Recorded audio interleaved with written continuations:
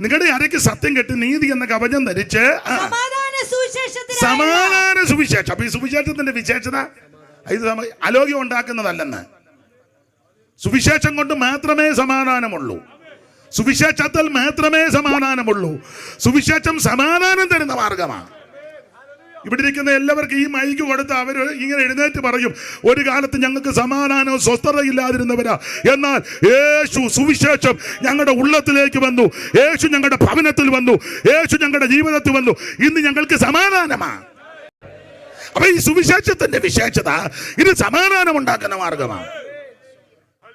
ഒരു കാലത്ത് മദ്യത്തിനും മയക്കുമരുന്നിനും ലഹരി പദാർത്ഥങ്ങൾക്കുമൊക്കെ അടിമപ്പെട്ട് വീട്ടുകാർക്കും നാട്ടുകാർക്കും ദേശക്കാർക്കും എന്ന് വേണ്ട ആർക്കും സ്വസ്ഥത കൊടുക്കാതെ സമാധാനം കൊടുക്കാതെ അത് വളരെ ബുദ്ധിമുട്ടിയ എത്ര വ്യക്തികൾ, എത്ര കുടുംബങ്ങൾ സുവിശേഷത്താൽ സമാധാനം പ്രാപിച്ചു. ഈ സുവിശേഷം സമാധാനം തരുന്ന മാർഗമാണ്. സുവിശേഷം കൊണ്ട് മാത്രമേ സമാധാനമുള്ളൂ. സുവിശേഷം എത്തട്ടെ, അവിടെ സമാധാനമാണ്. ഒരു വീട്ടിൽ വന്നേ അലോഗ്യമെല്ലാം മാറും സുവിശേഷം വന്ന.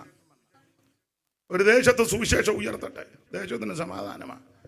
അടിപിടിയും കത്തിക്കൂത്തും കൊലപാതകവും ദുഷ്പ്രവൃത്തികളും അതെല്ലാം മാറ്റും. സുവിശേഷം കൊണ്ട് മാത്രമേ ഒക്കൂ.